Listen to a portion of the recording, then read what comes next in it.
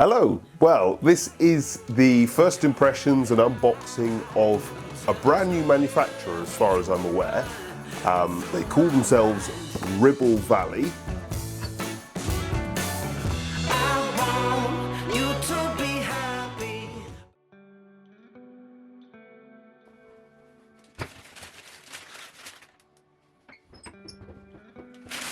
And they sent me a brochure. This particular one is the little one, which I'm going to get the pronunciation wrong, but a Wilpshire. And then they've got slightly larger 5 kilowatt it appears, and then the typical sort of widescreen version. So yeah, it appears the whole range is 5 kilowatts and has some similarities with a few other manufacturers like this, bringing out a few smaller 5 kilowatt and widescreen 5 kilowatt stoves. What do you mean the whole range is 5 kilowatt? That's rated as 5 kilowatt? Yes. No. Yeah. Don't forget that because of building regulations saying you need to have an air vent if you go above 5 kilowatts, what happened... This is a slightly dodgy part of the industry, and I don't want to sort of get this wrong, but basically our industry just told a load of lies.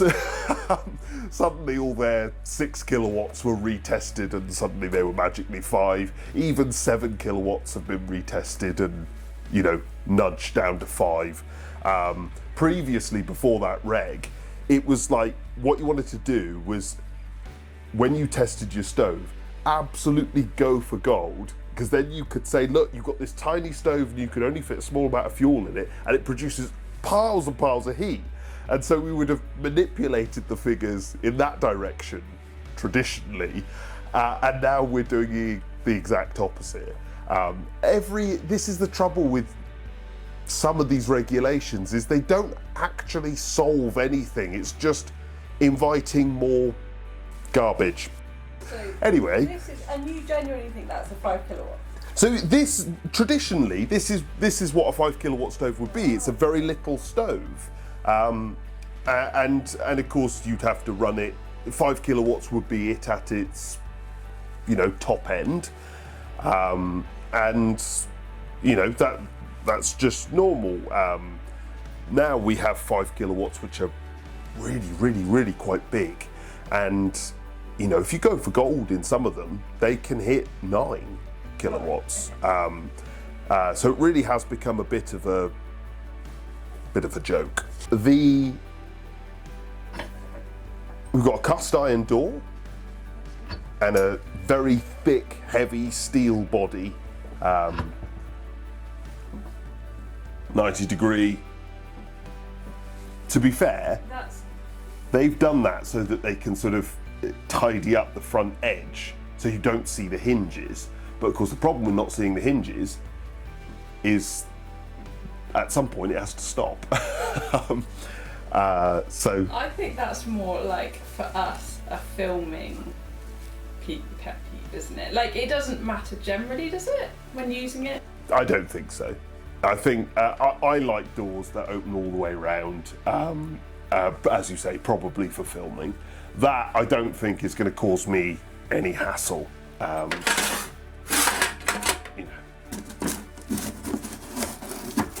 Ooh. Packaging. Oh, we recognise this. I said that this has some similarities with a few other that I won't mention manufacturers, but those other manufacturers also come with a direct air kit, sort of in the box, and it is very similar to this. But I like that they do that. It's, particularly in this modern age with people fitting stoves in modern houses and sealed places, and it's just, some manufacturers will charge you under £1, for literally £100 for a box like that to bolt to the back of your stove. The worst I've seen, I think, was well over 200.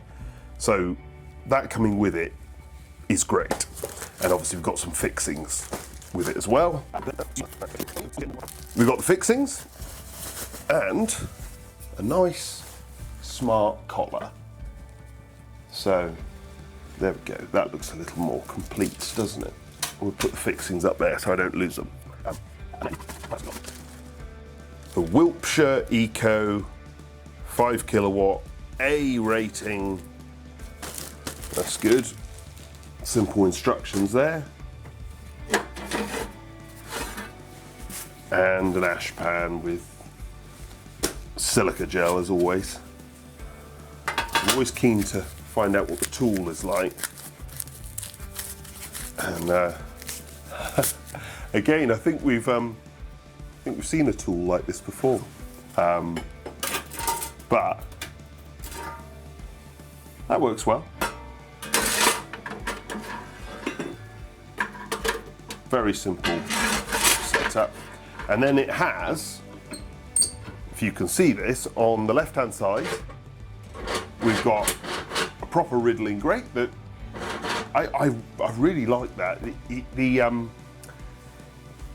In my opinion, stoves should sort of ideally be a little more focused. So if it's a wood stove, it should have no grate, no ash pan at all. And if it's a multi-fuel stove, we want a riddling grate, because if you're burning coal, we want to be able to shake the ash down. So yeah, I like a proper riddling grate. And we've got 2 controls. So that's, I can't see any other controls, but I can do some investigating.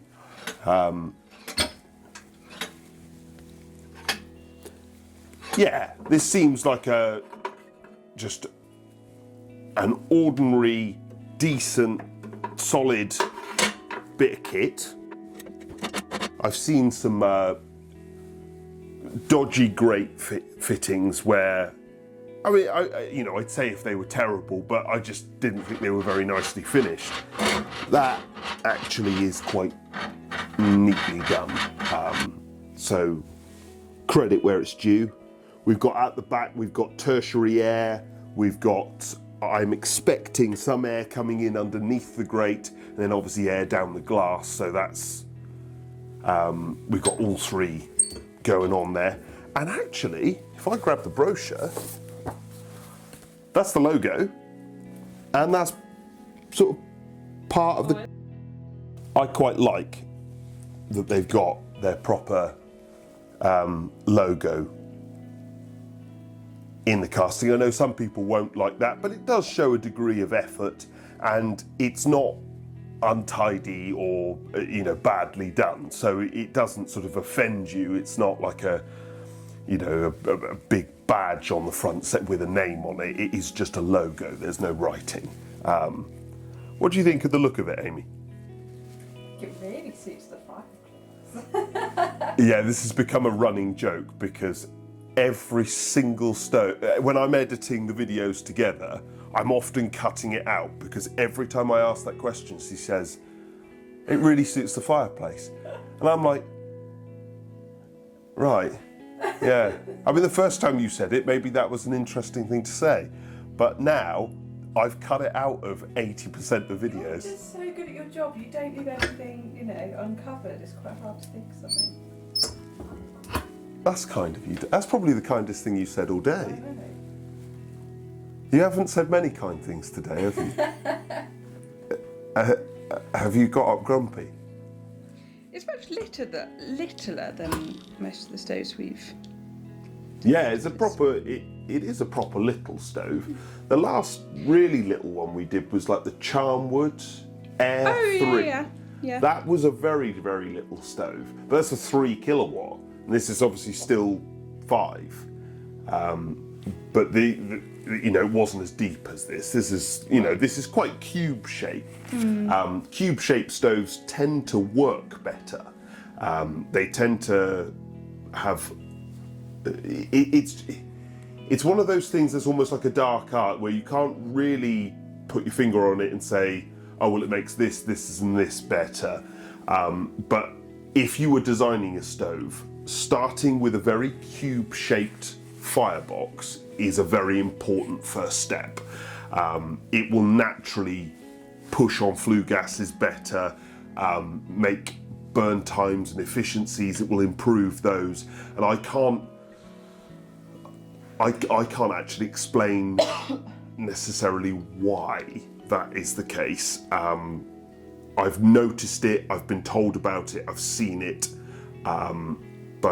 Yeah, cube shape is always a good sign. Whenever you see sort of widescreen stoves, you know straight away that that's benefiting the aesthetics. You might be getting something that looks big without getting too much heat, but they never work as well. They are at a disadvantage when compared to a cube-shaped stove.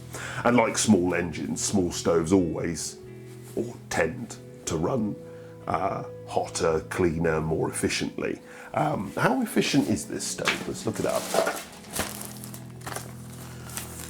We've got an A rating, and this thing can go all the way up to A++. I don't think I've ever seen a stove that was A++. Somebody's going to point out one that I've reviewed now, and that's going to be embarrassing. So A is either way pretty damn good. So it's about 75.6. So it's not that high in efficiency, actually. You know, it's obviously got through all their modern requirements for eco-design, so it's efficient enough. I'm just keen to give it a go. It's always really exciting when there's a new manufacturer or a new name to sort of, contend with and see, see what's coming out of the industry.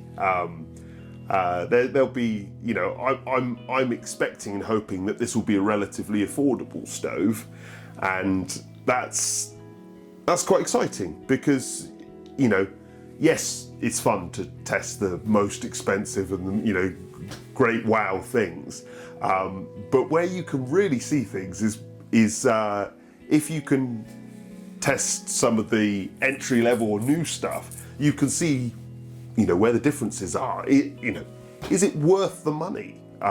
This sort of very, very expensive, all Scandinavian made or whatever it is, top of the range thing versus something that is brand new, currently, no one knows anything about, and we've got a bit of an exclusive. We're going to see how this thing works. There'll be obviously loads of other videos about this stove on the channel, so check them out if it looks like the sort of thing you're interested in. Thanks for watching.